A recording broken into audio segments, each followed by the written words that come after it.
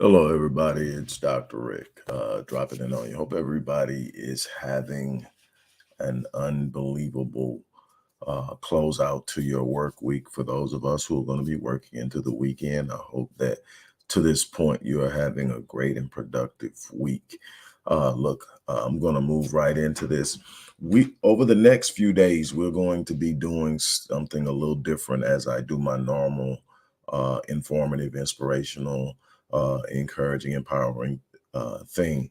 I normally lead out these video sessions with offers from the different products, services, programs, courses that I offer. Um, there's a Linktree link in the bottom of the description box for those of you who still want to access these offers. They're always going to be available. I'm doing different things. But for the next few days, I won't be really talking about offers um, and programs and courses. You can hit that Linktree link at the bottom and you'll find the offers if that's what you're looking for. If you're looking to do anything from sign up for a course or work with me, you hit that Linktree and you'll get access to what you need, or you can email our support team. But over the next few days, I want to challenge you guys to support the work that I do in the inner city community. Everything from dealing with African American adolescent and young adult male violence, mental health and mental illness in black males and black females, dealing with intimate partner homicide, intimate partner violence, our research center, our think tank, all these things that I've been doing for over 30 years. We're asking for support. The links to support our work with over 80,000 hours in scientific research hours logged, numerous programs, advocacy access constantly.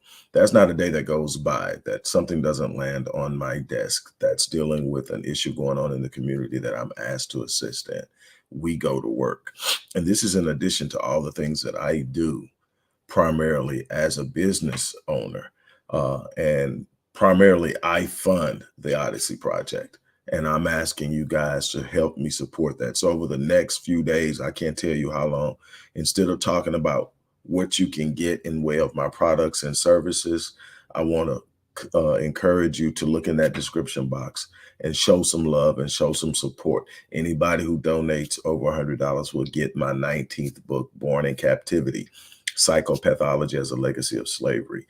It's one of the most comprehensive explanations of what I have called in my work collective cognitive bias syndrome and how it impacts us as a whole. We deal with epigenetics as an influence and multi-generational transmission of trauma and so many other things. So I'm asking that you support the work that we do.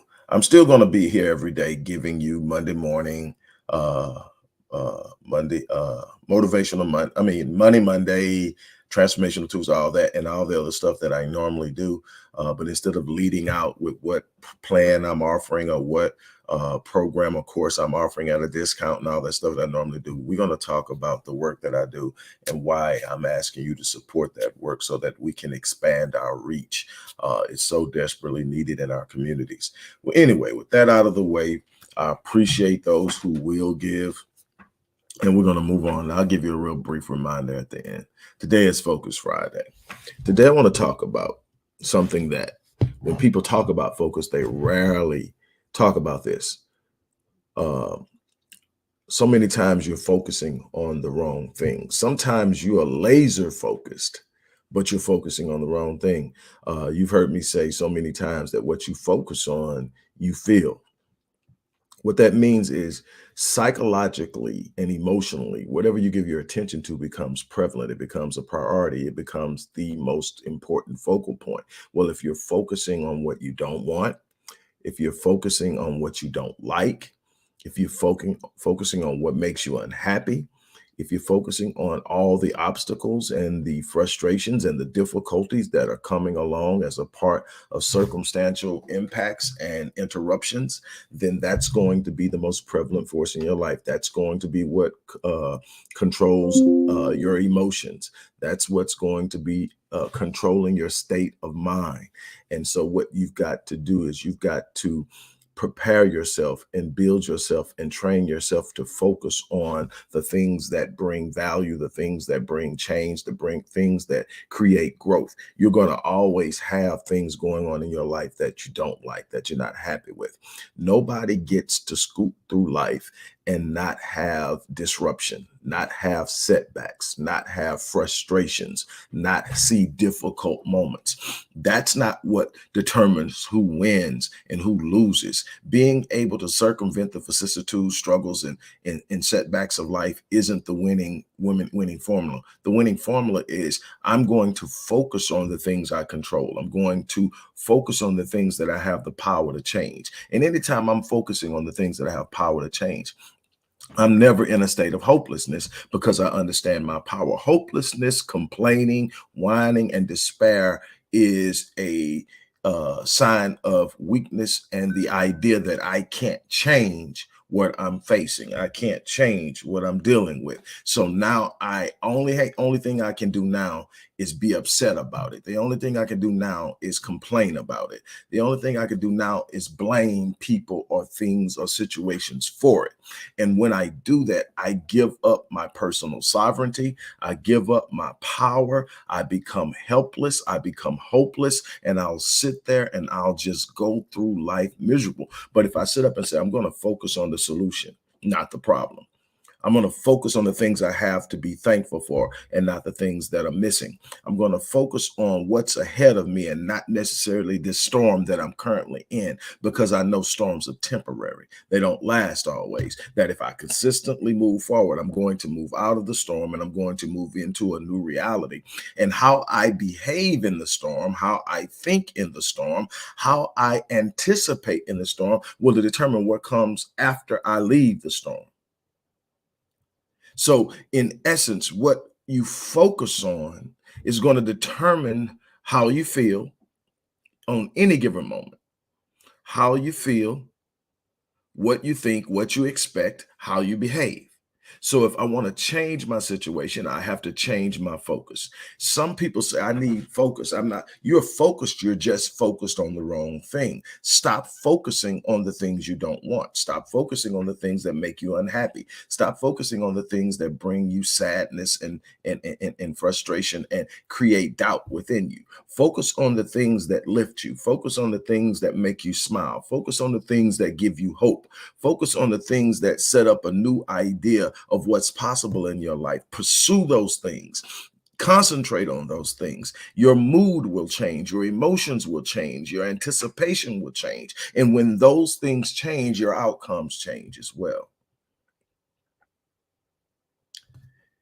It's not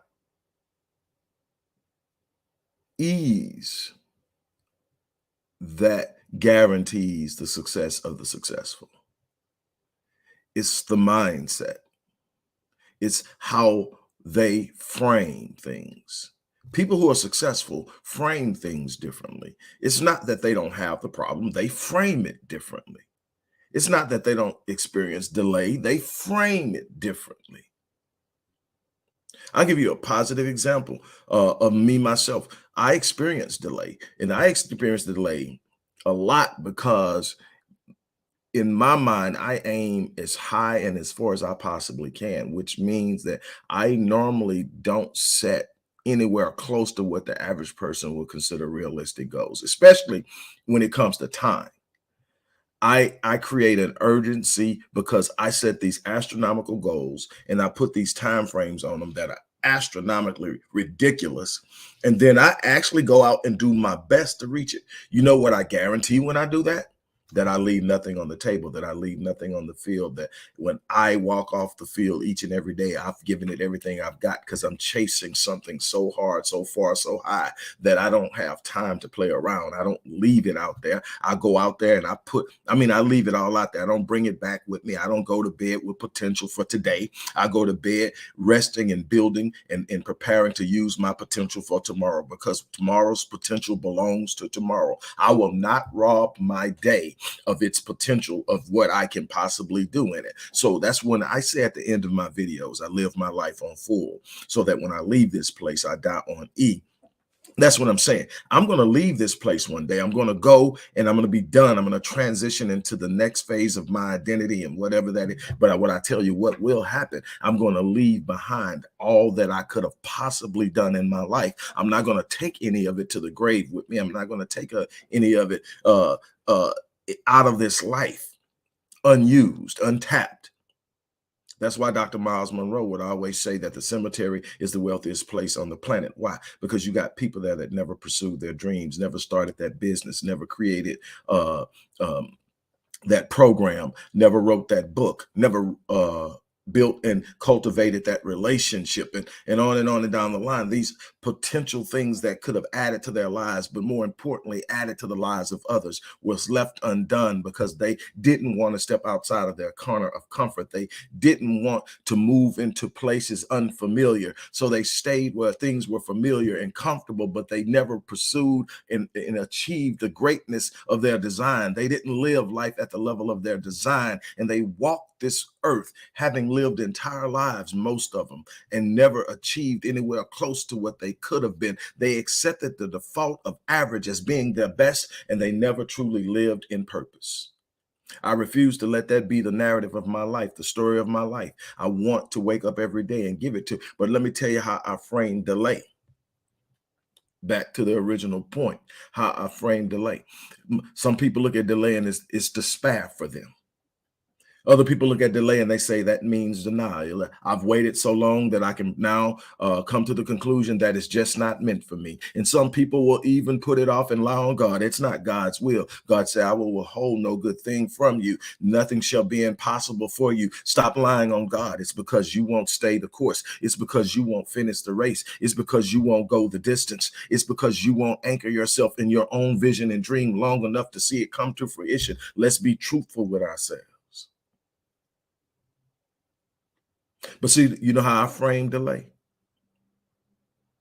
The longer that it takes me to get there, the more rewarding it will be. So when I experience delay, I say, that's okay. I'm stacking up. I'm building up. I'm developing. I'm growing into something amazing is about to happen in my life. This delay does not mean denial. It means that I'm about to come into something great. If I just persevere, if I just push through, if I don't quit, if I go the distance, I'm going to come out of this thing better than I even anticipated. There's something great in that delay. That's just a simple way of framing it. When I tell myself there's something great in the delay, it takes the anxiety out of the delay. It takes the frustration and disappointment out of the delay. You automatically start now anticipating when I do come out of this, oh man, look out. When I do come out of this, people are going to be shocked. When I do come out of this, I'm going to be amazed. When I do come out of this, there's going to be something remarkable happening in my life that I didn't even foresee in my own vision. That's what I'm trying to get you to understand. Stop focusing on the wrong thing. There's some power in the way that you approach life. You can see the obstacles as disruptions, or you can see them as instruments of elevation. Because, see, the very thing that makes destiny its true self is the fact that anything or anyone that attempts to stop it only ensure that it happens. Nothing in front of you can stop your destiny. You're the only one that can stop your destiny. You're the only one that can mitigate your potential. You're the only one that can lessen your impact. No one can stop what you were designed to do but you. Everything that gets in your way simply becomes a part of the process of you achieving your destiny. But you got to walk it. You got to live it. You got to breathe it. You got to stand up. You got to push through it. You got to focus on this power on the inside, this power anchored in your gifting, this power anchored in your design, and this power anchored in your purpose. And you've got to decide in your mind that you're going to step up and walk out and live life at its fullest. That's my challenge to you.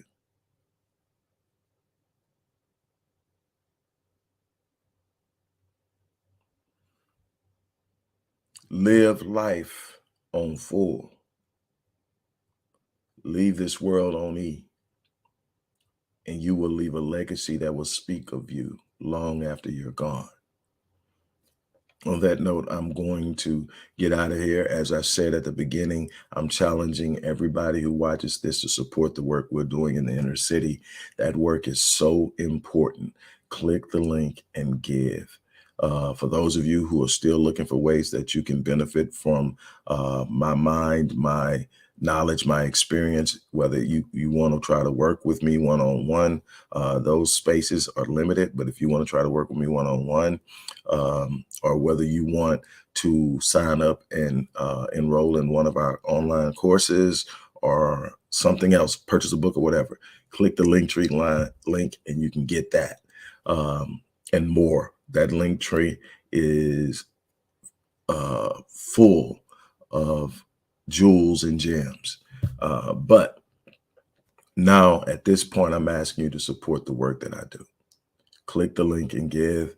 On that note, I'm out of here. As I always say, I live my life on full so that when I leave this place, I die on E.